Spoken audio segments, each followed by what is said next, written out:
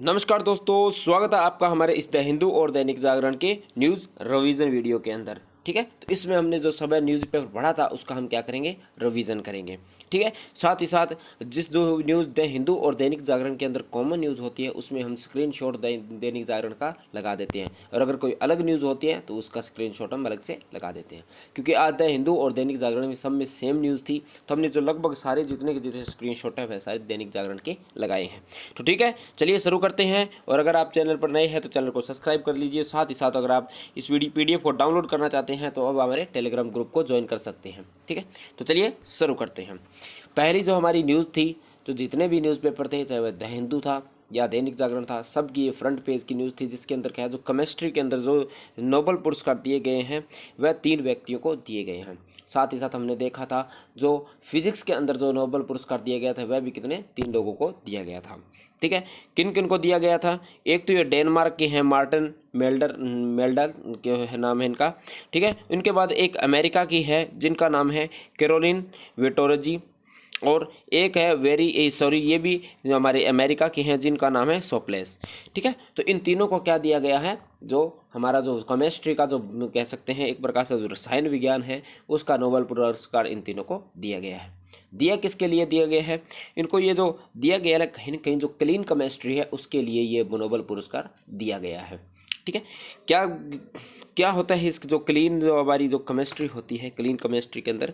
ठीक है, तो इसके अंदर क्या गया, जो क्लीन केमिस्ट्री में समान व्यवहार रखने वाले छोटे छोटे जो मॉलिक्यूल होते हैं उनके जोड़े की प्रक्रिया और जो बायोक्लोनाइजेशन और केमिस्ट्री का प्रयोग भविष्य में इंसानों और जीवों के शरीर में एक ही मॉलिक्यूल के निर्माण में के लिए होगा। ठीक है, साथ ही साथ जो उन्हें निरोग या गंभीर बीमारियों से भी निजात बनाने में क्या करेगा, साथ साथ हमें मदद करेगा। ठीक है, तो कहीं ना कहीं देख सकते हैं जो कोरोना महामारी जैसी बीमारी थी इसमें अगर ये जो क्लीन केमिस्ट्री है, जो हम कहते हैं क्लीन केमिस्ट्री है, ठीक है, तो ये काफ़ी मददगार साबित हो सकती है। ठीक है, यानी आने वाले जो भविष्य में इस प्रकार की महामारी हमारे अंदर विश्व में फैल जाती है तो ये जो विकास है वह कहीं ना कहीं हमारे लिए क्या काफ़ी महत्वपूर्ण होगा। ठीक है, तो हमारे जो नोबेल पुरस्कार जो हमने कल भी देखा था, नोबेल पुरस्कार के बारे में जानकारी, क्योंकि जो नोबेल पुरस्कार की जो शुरुआत हुई थी जो अल्फ्रेड नोबेल के नाम पर हुई थी, कब हुई थी, ये 1895 के अंदर हुई थी। सबसे पहले जो नोबेल पुरस्कार दिए गए थे वह लगभग 1901 में दिए गए थे। ठीक है, और जो साहित्य का जो नोबेल पुरस्कार है वह लगभग 1968 में दिया गया था। ठीक है, साथ ही साथ इसी के साथ साथ जो अर्थशास्त्र के अंदर जो नोबेल पुरस्कार दिया वह भी इसमें अंदर शामिल किया गया था।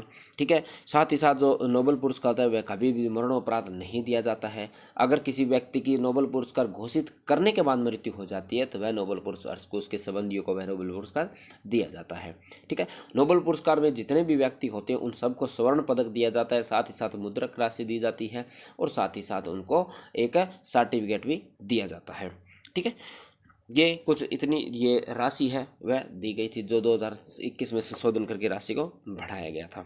ठीक है, साथ ही साथ जो नोबेल पुरस्कार है वह 3 से अधिक व्यक्तियों के अंदर साझा नहीं किया जाता है, मगर अगर संगठन के मामले में ऐसा हो तो वह 3 से अधिक व्यक्तियों के अंदर साझा या 3 संगठनों से बीच में साझा किया जा सकता है। ठीक है, तो ये एक बेसिक नॉलेज थी जो हमने कल भी देखी थी, और आज एक बार इसमें क्या कर लिया, हमने रिवीजन कर लिया।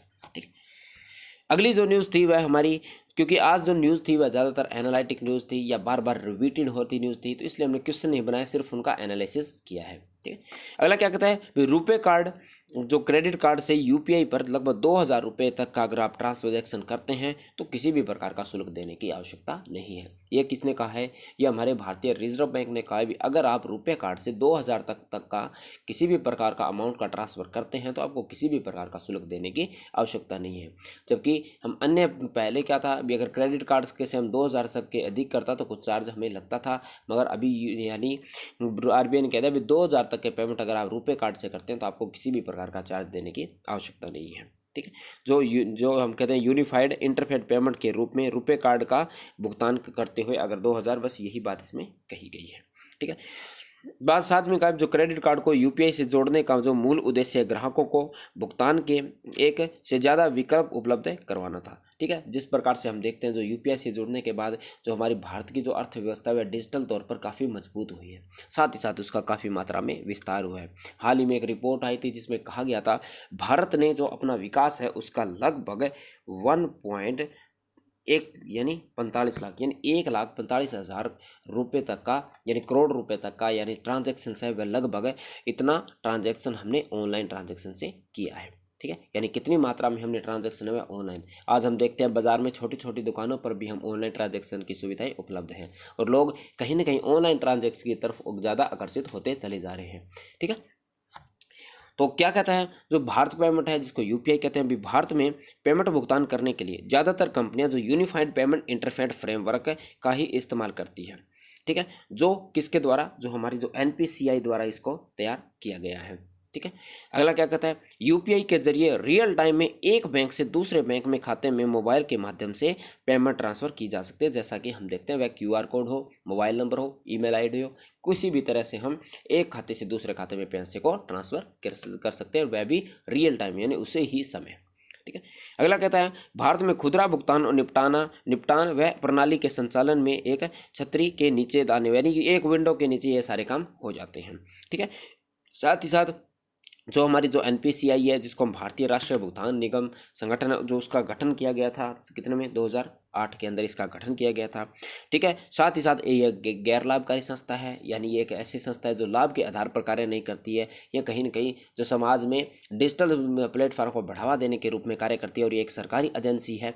ठीक है, तो ये सभी के लिए क्या है, मुफ्त में सुविधाएं उपलब्ध करवाती है। ठीक है, साथ ही यह भारतीय रिजर्व बैंक को भी के द्वारा भी प्रोत्साहन किया जाता है। ठीक है, दूसरा कहता है जो एनपीएस है जो है हमारी जो भारतीय राष्ट्रीय भुगतान निगम है उसने रुपे कार्ड, तत्काल भुगतान सेवा, यूपीआई, भारतीय इंटरफेस फॉर मनी जिसको हम भीम बोलते हैं, भीम आधार, नेशनल इलेक्ट्रॉनिक टोल कलेक्शन और भारत बिल पे जैसी सुविधाएं का क्या करती है इसने विकास किया है।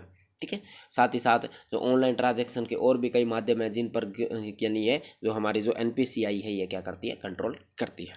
ठीक है, अगली न्यूज़ हम देखते हैं। अगली जो न्यूज़ थी वह सुप्रीम कोर्ट में कॉलेजियम से संबंधित थी। हाल ही में क्या है, अभी जो सुप्रीम कोर्ट ने कुछ कॉलेजियम के अंदर जो उच्च न्यायालय है उनकी नियुक्ति की थी जिनके अंदर कुछ गड़बड़ी की आकांक्षा लगने यानी जो कहीं के जो उनकी असहमति की बात आई है, यानी लिखित सहमति पर आपत्ति व्यक्त की या गड़बड़ी की हम कह सकते हैं एक प्रकार से, तो कहीं कहीं यानी असामंजस्य की स्थिति बनी है। ठीक, तो हमारे लिए कॉलेजियम प्रणाली इंपॉर्टेंट हो जाती है। अभी कॉलेजियम प्रणाली है क्या, जो कॉलेजियम का विकास कहीं न कहीं जो न्यायाधीशों की नियुक्ति के लिए किया गया था। इसके अंदर जो हमारे जो चीफ जस्टिस यानी मुख्य न्यायाधीश होते हैं वह इसके अध्यक्ष होते हैं। ठीक है, वह करते क्या हैं, जो कॉलेजियम के अंदर जिन जिन जजों की नियुक्ति होनी है उनकी सिफारिश राष्ट्रपति को भेजते हैं। राष्ट्रपति उन सिफारिशों पर विचार करके जो मुख्य न्यायाधीश होते हैं या न्यायाधीश होते हैं उनकी क्या करता है, नियुक्ति करते हैं। साथ ही साथ जो न्यायाधीश होते हैं उनके स्थानांतरित यानी उनका जो ट्रांसफर करने का जो शक्ति है वह भी कहीं न कहीं कॉलेजियम के पास ही है। ठीक है, यही चीज़ें इसके अंदर लिखी गई है। कहा कि अभी सर्वोच्च न्यायालय के न्यायाधीश जो कॉलेजियम की अध्यक्षता हमारे सीजे द्वारा की जाती है और इसमें सर्वोच्च न्यायालय के 4 वरिष्ठ न्यायाधीश भी शामिल होते हैं। ठीक है, साथ ही साथ एक उच्च न्यायालय में कॉलेजियम का नेतृत्व उसके मुख्य न्यायाधीश और उस न्यायालय के 4 अन्य वरिष्ठ न्यायाधीश भी इसके अंदर शामिल होते हैं। जो उच्च न्यायालय के कॉलेजियम द्वारा नियुक्त किए गए जो अनुशंसित नाम सीजीआई सर्वोच्च न्यायालय के कॉलेजियम के अनुमोदन के बाद सरकार तक पहुंचाती है। सरकार का मतलब वह राष्ट्रपति को बचाती है, राष्ट्रपति का मतलब वह मंत्रिपरिषद को वह जो सुझाव है देती है और मंत्रिपरिषद इसका सुझाव राष्ट्रपति को देते हैं और वह उससे क्या होता है, कॉलेजियम में जज होते हैं उनकी क्या होती है, नियुक्ति की जाती है। ठीक है, उच्च न्यायपालिका में न्यायाधीशों की नियुक्ति भी कहीं न कहीं जो कॉलेजियम प्रणाली उसके माध्यम से ही की जाती है। ठीक है, इस प्रक्रिया से सरकार की भूमिका कॉलेजियम द्वारा नाम तय किए जाने की प्रक्रिया में ही होता है, यानी जिन नामों को कॉलेजियम सिफारिश करेंगी उन्हीं ही नामों को सरकार उन्हीं में से क्या करेंगी, जजों की नियुक्ति या न्यायाधीशों की नियुक्ति करेगी। ठीक है, अगली जो न्यूज़ थी वह कहीं ना कहीं कह सकते हैं हम एक प्रकार से जो हमारी अवेयरनेस की न्यूज़ है, या हम कह सकते हैं अभी सिविल सर्विस के अंदर जो सुधार की जिस प्रकार से क्वेश्चन पूछे जाते हैं इसके एक एग्जाम्पल के तौर पर ये न्यूज़ हो सकती है। तो इसके अंदर क्या कहा गया है, जो अभी भारत सरकार ने कहा है अभी जितने भी जो प्राइवेट व्हीकल्स हैं या जो किराए के व्हीकल हैं जो भी अधिकारी है उस पर भारत सरकार नहीं लिखवा सकता है। यानी कह सकते हैं अगर कोई भारतीय अधिकारी है, जैसे आप ही मान लो कल को आप आईएएस आईपीएस आईआरएस बनते हैं तो आप अपनी निजी गाड़ी जो आपकी पर्सनल गाड़ी है उस पर आप भारत सरकार का यानी नाम नहीं लिखवा सकते हैं। वो आपकी पर्सनल गाड़ी है, उस पर आप किसी भी प्रकार का जो सरकारी पद चिन्ह नहीं लगा सकते हैं। ठीक है, यही बात इसके अंदर कही गई, तो कहीं ना कहीं एक अवेयरनेस की न्यूज़ हो सकती है। ठीक है। अगली जो न्यूज़ थी उसके अंदर कहा था तो वाहनों के पंजीकरण के लिए नई जो भारत सीरीज 24 राज्यों और केंद्र शासित प्रदेशों में शुरू की गई है। ठीक है, तो ये एक सीरीज बनाई गई है, जैसे हम नॉर्मली देखते हैं तो उसके अंदर हम सबसे पहले स्टेट का नाम होता है या उसका एक प्रकार से जो पहले 2 डिजिट होते हैं। ठीक है, जिस प्रकार से आपने देखा होगा जो दिल्ली की गाड़ियाँ होती है उनके आगे क्या लिखा होता है, डीएल लिखा होता है। ठीक है, इसी प्रकार से हरियाणा की गाड़ी होती है उनके पीछे एचआर लिखा होता है, यूपी की गाड़ियों के पीछे यूपी लिखा होता है जैसे। ठीक है, इसी प्रकार से जो पंजाब की गाड़ियाँ उनके आगे पीबी लिखा होता है। तो ऐसे जो कुछ गाड़ियाँ होती है जिनको अभी एक नई सीरीज़ है जिसको हम BH जो बीच में लिखा होता है, यानी ये पूरे भारत यानी के अंदर क्या होती है, लागू होती है। ठीक है, इसके क्या इससे फ़ायदा क्या होगा भी, कहीं कहीं जो हम कहते हैं भी जो अलग अलग राज्यों के अंदर जब गाड़ियाँ जाती है तो उन पर टैक्स लगता है, जिसकी वजह से क्या होता है भी उनका जो बोझ भी बढ़ता है और साथ ही साथ उनको रोक कर कहीं न कहीं परेशानी का भी सामना करना पड़ता है। ठीक है, क्या कहता है अभी भारत सीरीज की शुरू की गई, जिसमें पिछले महीने बेंगलुरु में हुई परिवहन विकास परिषद की 21वीं बैठक के अनुसार नई व्यवस्था की शुरुआत के बाद अब तक 24 राज्यों और केंद्र शासित प्रदेशों में 20,000 वाहनों का पंजीकरण इसका अंदर हो चुका है। ठीक है, यानी जो सरकारी नौकरी के अंदर करने वाले लोग हैं, जो जिनका ट्रांसफर जगह जगह पर होता रहता है यानी अन्य राज्यों में होता रहता है, तो इससे क्या होगी, उनको सहूलियत होगी। तो है क्या ये जो मोटर वाहन अधिनियम 1988 की धारा 47 के तहत एक व्यक्ति को पंजीकृत राज्य से बाहर किसी भी राज्य में 12 महीने तक वाहन रखने की अनुमति है। यानी आप अगर जैसे हम हरियाणा का अगर कोई वाहन है, अगर वह राजस्थान या कहीं अन्य राज्य में जाता है तो उसको 1 वर्ष तक रहने की अनुमति है, उसके बाद में उसको वहाँ पर टैक्स देना होगा। ठीक है, ठीक है। आगे इसमें क्या भी इस अनापत्ति प्रमाण पत्र उस राज्य को प्राप्त करता है जहाँ क्या है जो पंजीकृत है, यानी एक जो राज्य है वह क्या करेगा, उसका प्रमाण पत्र जारी करेगा। कौन राज्य, जो मूल राज्य जहाँ से गाड़ी खरीदी गई है या जहाँ पर उसका रजिस्ट्रेशन है। ठीक है, वाहन उस राज्य में फिर पंजीकृत किया जाना चाहिए जहाँ स्थानांतरित किया गया है, यानी अगर गाड़ी दूसरे राज्य में गए तो वहाँ पर दोबारा उसका रजिस्ट्रेशन होना चाहिए। ठीक है, नए रोड राज्य के रोड टैक्स में मामला भी है, इसके अंदर कहीं न कहीं जो राज्य को नए रोड टैक्स है वह भी देना पड़ेगा, जिसके जो वाहन की लागत है वह बढ़ती जाती है। ठीक है, और यह शुल्क मूल्य राज्य पर 15 वर्षों की, अब इससे क्या होगा, यानी 15 वर्षों का टैक्स आपसे एक साथ ले लिया जाएगा, जिसके लाभ पूरे भारत के अंदर इस प्रकार के जो अलग अलग राज्यों के साथ जो टैक्स से संबंधित जो कोई भी दुविधा है वह आपको नहीं मिलेगी। ठीक है, साथ साथ जो निजी क्षेत्र में कम से कम जो 4 राज्य व केंद्र शासित प्रदेश कार्य करने वाली कंपनी व कर्मचारी और स्वैच्छिक रूप से इसको पात्र होंगे, यानी इस पर व्यक्ति अपनी इच्छा से या स्वेच्छा से इसके लिए आवेदन कर सकता है। ठीक, साथ ही साथ इसके जो मोटर वाहन में 15 वर्षों की अग्रिम भुगतान किया जाएगा, जो 2 के गुणज के हिसाब से होगा, जैसे 2, 4, 6 इस हिसाब से किया जाएगा। ठीक है, इसके बाद में 14 वर्ष के पूरा होने के बाद फिर वह लगभग वार्षिक तौर पर इसको लगाया जाएगा। ठीक है, अगला क्या कहता है, अगली जो न्यूज़ थी वह दोनों ही न्यूज़ हमारी विश्व स्वास्थ्य संगठन से संबंधित थी, WHO से संबंधित थी। उसमें क्या गया, पहली न्यूज़ थी जो विश्व स्वास्थ्य संगठन ने भारत के जो 4 कहीं का जो डफ सिरप है, सिरप यानी जो दवाइयाँ पिलाने वाली जो दवाइयाँ होती हैं बच्चों को, उनको क्या कर दिया है, बैन कर दिया है, या उन पर कहीं कहीं आपत्ति जाहिर की है भी ये जो दवाएं हैं वह स्वास्थ्य के लिए काफ़ी हानिकारक साबित होगी। ठीक है, तो इसके अंदर जो इनके नाम है कौन कौन सी दवाइयाँ हैं, एक तो इसके अंदर जो प्रोमेथेल्जाइल एक ओरल सिरप है। ठीक है, उसके बाद में एक है जो कोफिनेसाइल बेबी कफ है सिरप है, एक जो मैकॉफ बेबी कफ सिरप है, और इसके एक है मिग्रिप एंड कोल्ड सिरप है। तो ये 4 सिरप्स हैं जो बच्चों को पिलाने के लिए उपयोग होते हैं, जो खांसी वगैरह जो बीमारियां होती हैं उनके अंदर यूज़ किया जाता है। अभी WHO ने इसके स्वास्थ्य संबंधित समस्या को देखते हुए इनको क्या कर दिया, बंद करने की बातें कही गई है। ठीक है, जो कहीं न कहीं कह सकते हैं भी अलर्ट जारी किया है भी ये जो स्वास्थ्य को क्या करती है, नुकसान पहुंचाती है। साथ ही एक न्यूज़ और थी भी, अमेरिका के राष्ट्रपति जो बाइडेन ने भारतवंशी डॉक्टर जो विवेक मूर्ति जी को विश्व स्वास्थ्य संगठन की कार्यकारी बोर्ड में अमेरिका का प्रतिनिधित्व क्या नियुक्त किया है। यानी जो विश्व स्वास्थ्य के अंदर जो अमेरिका का प्रतिनिधित्व एक भारत के कौन है, जो डॉक्टर विवेक मूर्ति जी करेंगे। ठीक है, तो हमारे लिए जो हम कह सकते हैं WHO को जानना जरूरी हो जाता है। यहाँ पर जो विश्व स्वास्थ्य संगठन जिसको हम बोलते हैं वर्ल्ड हेल्थ ऑर्गेनाइजेशन की स्थापना कब हुई थी, 1948 में हुई थी। तो इसका मुख्यालय कहाँ पर, जिनेवा स्विट्जरलैंड में स्थित है। यह एक अंतर सरकारी संगठन है तथा सामान्यतः अपने सदस्य राष्ट्रों के स्वास्थ्य यानी स्वास्थ्य मंत्रालय के सहयोग से कार्य करते हैं। अंतर सरकारी का अर्थ ये होता है इसके अंदर जो सरकारें होती हैं वह आपस में भाग लेती हैं। कोई निजी संस्थान या कोई NGO या इस प्रकार की जो संस्थाएं होते हैं वे इसके अंदर भाग नहीं लेती हैं। डायरेक्ट इसके अंदर सरकार भाग लेती है। अगर भारत का प्रतिनिधित्व की बात आती है तो इसके अंदर हमारे देश के प्रधानमंत्री श्री नरेंद्र मोदी जी इनका क्या करते हैं, प्रतिनिधित्व करते हैं। ठीक है।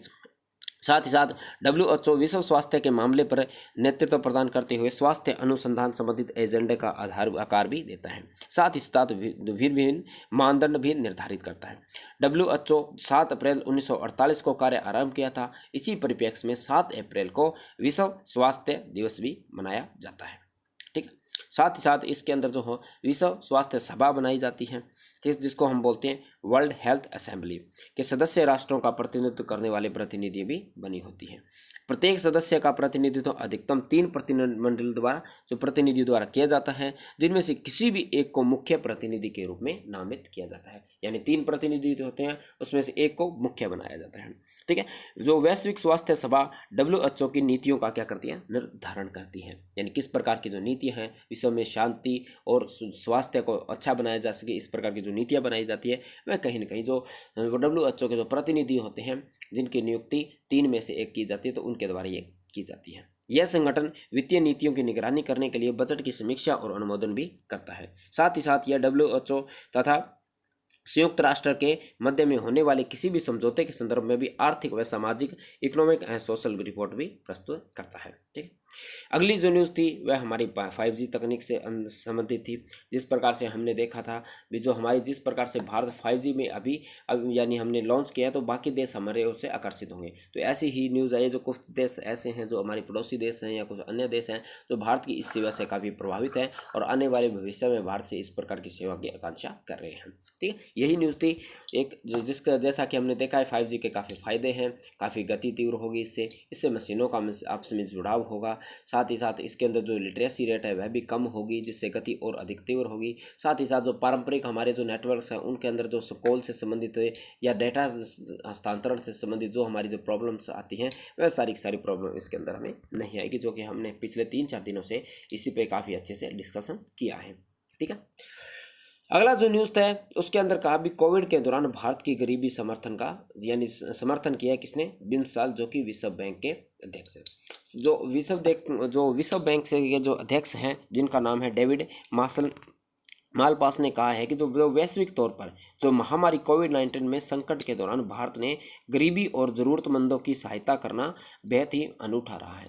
जिस प्रकार से हम देखते हैं जो कोविड का जो प्रभाव है वह गरीब लोग जो गरीब देश हैं उन पर काफ़ी गहरा प्रभाव पड़ा था। यानी हम देखते हैं जो गरीब लोग थे क्योंकि लॉकडाउन जैसी स्थिति थी, बाहर कोई जा नहीं सकता था। जो गरीब लोग थे चाहे वो भारत में हो या वैश्विक स्तर पर हो, कहीं ना कहीं वह भुखमरी जैसी स्थिति का क्या हो गया था, पैदा हो गई थी। भारत ने जिस प्रकार से हमने देखना था गरीब कल्याण योजना चलाई थी तो जिसकी वजह से हमने प्रत्येक घर में मुफ्त में राशन पहुंचाया था। तो इसकी क्या किया वर्ल्ड बैंक ने क्या किया अभी सराहना की। अभी ये जो कार्य किए गए भारत के कहीं न कहीं उत्साहपूर्ण कार्य हैं या कहीं न कहीं हम कह सकते हैं एक प्रकार से जो मानवता को बढ़ावा देने वाली क्या हैं कार्य हैं। ठीक है। साथ ही साथ भारत ने डिजिटल जो कैशलेस ट्रांसफर है उसके जरिए भी 85,000 ग्रामीण परिवारों को भी भोजन या नगद राशि उल्लेखनीय रहा है। जिस प्रकार से हमने देखा था अभी जो जनधन खाते थे उनके साथ भारत सरकार ने प्रत्येक महिलाओं को 500 रुपये दिए थे। ठीक है। तो वह भी कहीं न कहीं जो डायरेक्ट ट्रांसफर यानी जिस प्रकार का जो फंड उपलब्ध करवाया गया था ताकि वे अपनी ज़रूरतमंद की चीज़ों को प्रदान कर सके या उपलब्ध करा सके, जो हम खाद्य पदार्थ हो सकते हैं जो न्यूट्रियस होते हैं तो उनको यानी प्राप्त कर सके। तो इसलिए उन्होंने सीधी नगद यानी सीधी मदद भी सरकार ने की थी और साथ ही साथ हमने जो खाद्य का जिस प्रकार से वितरण किया था। ठीक है। तो हमारे लिए विश्व बैंक इंपॉर्टेंट हो जाता है। क्या कहता है विश्व बैंक विशिष्ट संस्था है जिसका मुख्य उद्देश्य क्या है सदस्य राष्ट्रों का पुनः निर्माण यानी कभी कभी कह सकते हैं जो महामारी के कारण जो कुछ प्रकार का जो आधारभूत या यानी आर्थिक तौर पर जो कमजोर हुए हैं उनका भी क्या करना है पुनः निर्माण करना है। तो इस प्रकार के लक्ष्य रहते हैं। साथ ही साथ विकास के कार्यों का भी आर्थिक सहायता भी देता है। यानी देश का अगर विकास करना है उसके लिए फंड चाहिए तो भी विश्व बैंक क्या करता है प्रदान करवाता है। साथ ही साथ विश्व बैंक सामूहिक 5 संगठनों का एक ऐसा संगठन है जो कि विश्व समूह बनाता है जो भारत के सदस्य देशों की वित्तीय और जो हम कहते हैं वित्त और वित्तीय सलाह भी देता है। इसका मुख्यालय कहाँ पर है वाशिंगटन DC के अंदर है जिसकी स्थापना कब हुई थी 1944 के अंदर की गई थी। इसी के साथ साथ विश्व बैंक के साथ साथ एक विश्व बैंक समूह नाम की भी एक संस्था है जो संस्था कहीं न कहीं जो 5 एक संगठन है उनको मिलाकर जब उनको मिलाकर बात करते हैं तो उसको हम बोलते हैं विश्व बैंक संस्था। तो वह 5 कौन कौन सी संस्था संस्थाएं हैं। एक तो पुनर्निर्माण और विकास के लिए जो राष्ट्रीय बैंक, जिसको बोलते हैं international bank of reconstruction and development, IBRD।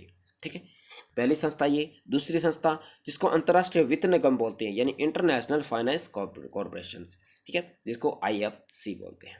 ठीक है, फिर एक अगली है जिसको अंतर्राष्ट्रीय विकास संघ बोलते हैं, इंटरनेशनल डेवलपमेंट एसोसिएशन, जो एसोसिएशन जिसको IDA भी कहते हैं।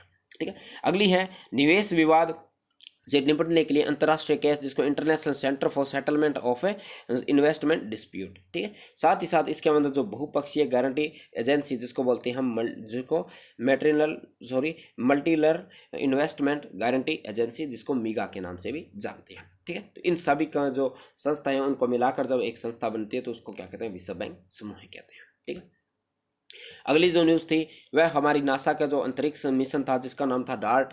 ठीक है, जिसको बोलते थे डबल एस्ट्रॉयड रीडायरेक्शन टेस्टिंग।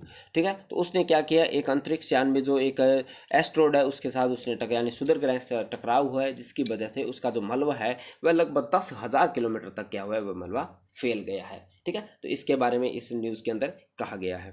ठीक है, तो यह क्या भी, यह अंतरिक्ष में 26 सितंबर को अमेरिका की अंतरिक्ष एजेंसी नासा द्वारा डार्ट में जो मिशन था को भी 26 सितंबर को क्या गया था, डिस्फॉर्म के किया, किसी से टकराया था, यानी एक एस्ट्रॉयड से टकराया था।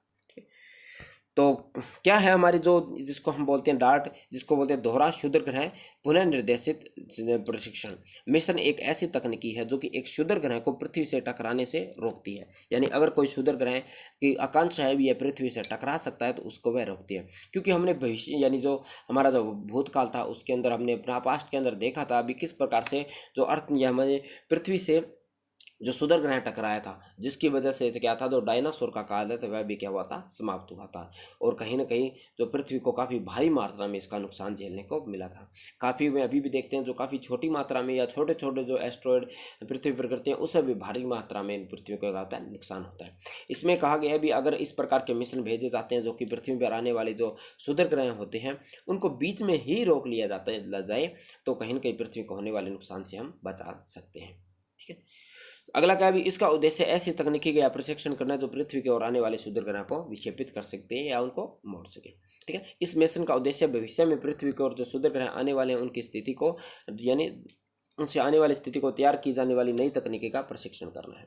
इसका उद्देश्य नई वैज्ञानिक तकनीकी और प्रशिक्षण करना जो कि अंतरिक्ष यान में क्षुद्र ग्रह के टकराने और इसके दिशा को बदलने में भी मदद कर सकता है। ठीक है, ये सारी की सारी चीज़ें लगभग हमने सारी की सारी चीज़ें देख ली है।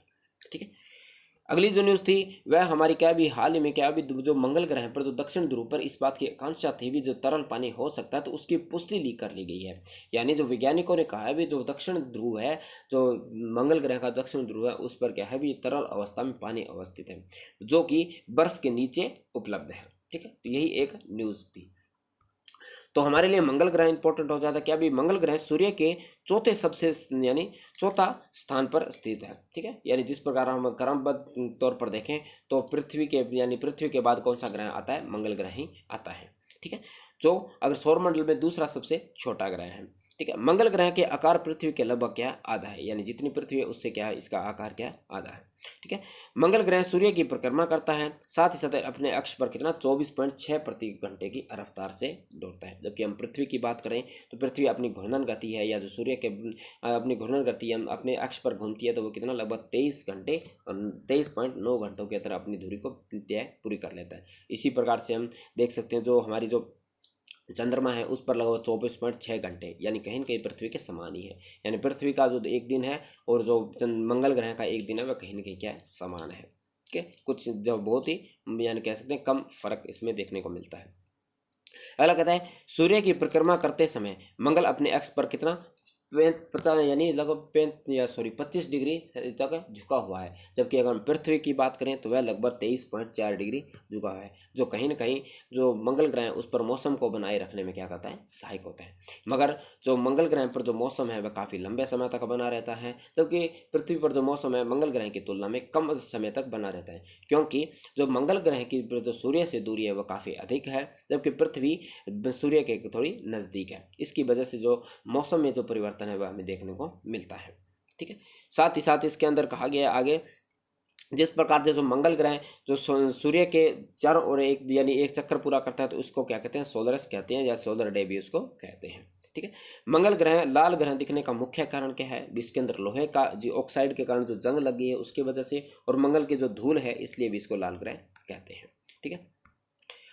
तो आज की वीडियो में इतना ही। अगर आपके लिए वीडियो हेल्पफुल होती है तो प्लीज़ चैनल को सब्सक्राइब कर लीजिए और साथ ही साथ वीडियो को आप शेयर भी कर सकते हैं। ठीक है। तो मिलते हैं नेक्स्ट वीडियो में।